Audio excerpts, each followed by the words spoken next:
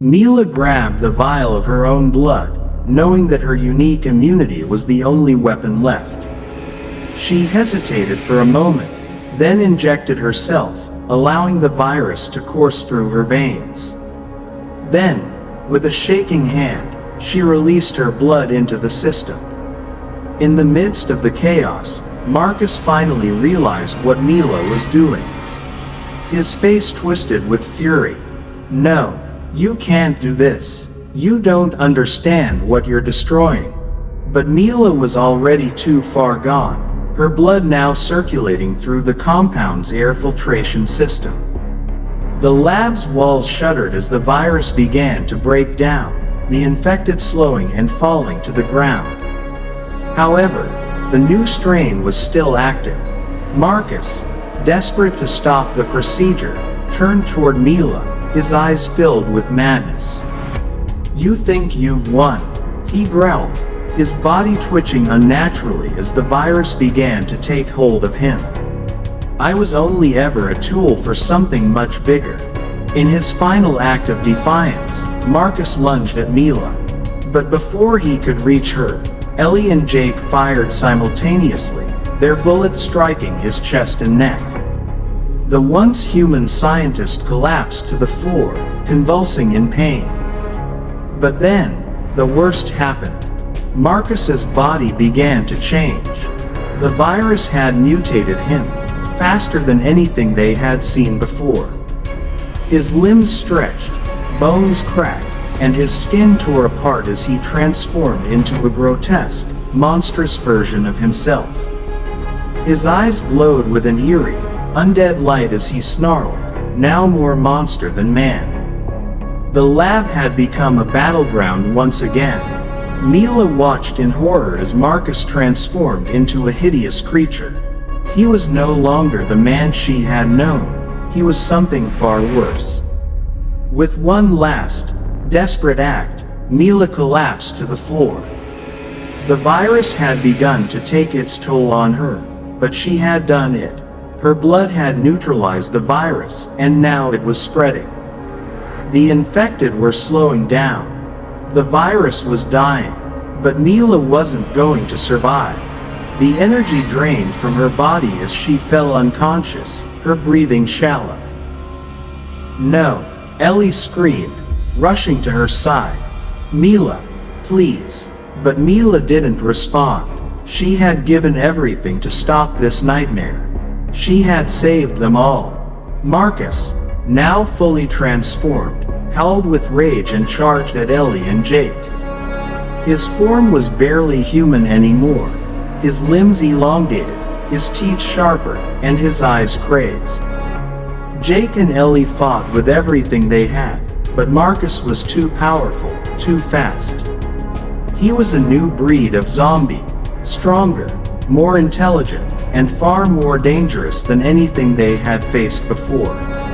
Ellie threw a grenade, hoping to slow him down, but Marcus dodged it, his monstrous form moving with terrifying agility. "You can't stop me," he roared. The lab was falling apart. The walls shuddered, and the air was thick with smoke as the chain reaction triggered by Mila's blood spread through the facility. The alarms blared, and the countdown to the lab's detonation had begun. Ellie and Jake, their weapons nearly spent, fought their way toward the exit, dragging Mila's unconscious body with them. The sound of the lab cracking and breaking was deafening.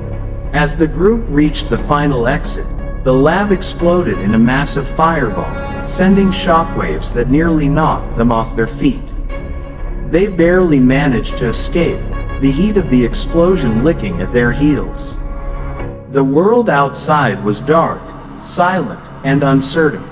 They didn't know if Mila's sacrifice would be enough to save humanity, but for the first time in months, they had a glimmer of hope. As they staggered away from the wreckage, unsure of what came next, Ellie looked at the burning remains of the lab and whispered, "Was it enough? Did we save the world?" The future was unclear, but one thing was certain. They had given everything for a chance at survival. Days passed since the explosion, and the world around Ellie and Jake seemed to grow quieter by the minute. The once bustling cities they had driven through were now empty shells, towns overrun by nature, skyscrapers covered in vines, and roads cracked and broken. The bustling energy of civilization was a distant memory, replaced by a haunting stillness. There were no infected in sight. The world that had once been plagued by chaos now felt empty. Ellie scanned the horizon, her eyes weary. She had learned to expect the worst, but there was something unsettling about the quiet. It was as if the world was holding its breath, waiting. Jake walked beside her, his gaze constantly moving, searching for any sign of movement. They had been traveling for days, hoping to find other survivors, but so far, there had been nothing. No communication, no signs of life. "I thought we'd find more," Jake said, breaking the silence. "More survivors. People rebuilding." Ellie shook her head. "People have been through too much.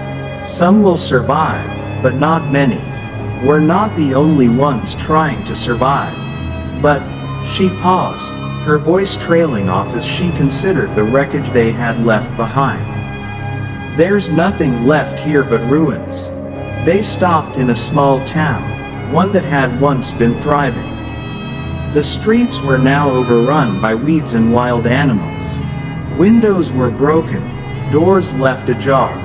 But there were no bodies, no signs of recent life, not even any infected.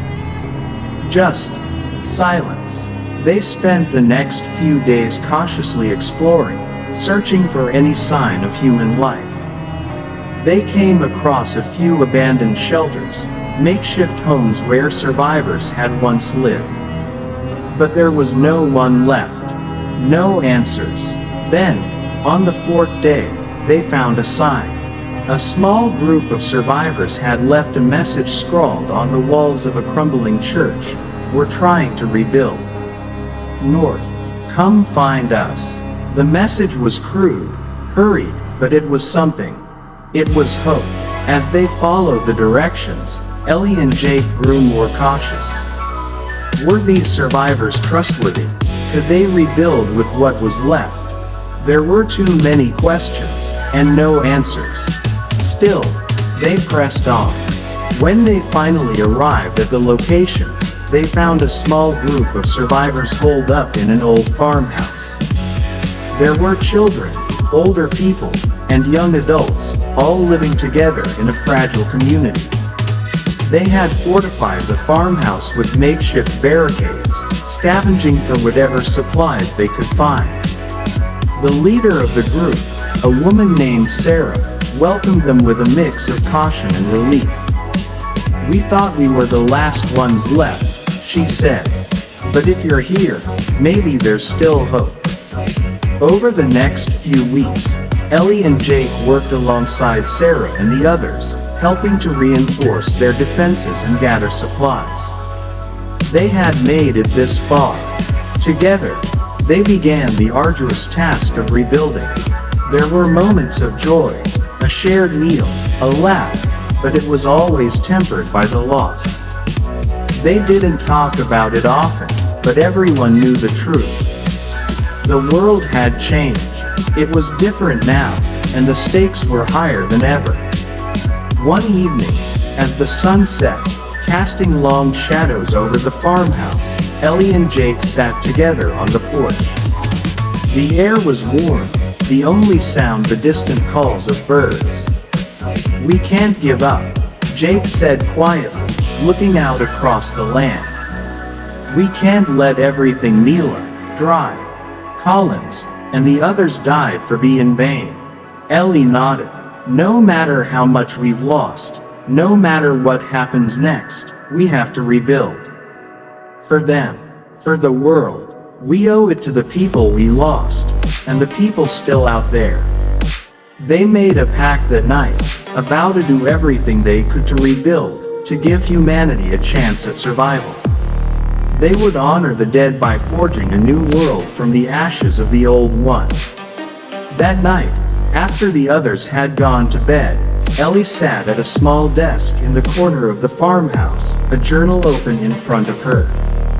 The page was blank, but her mind was anything but.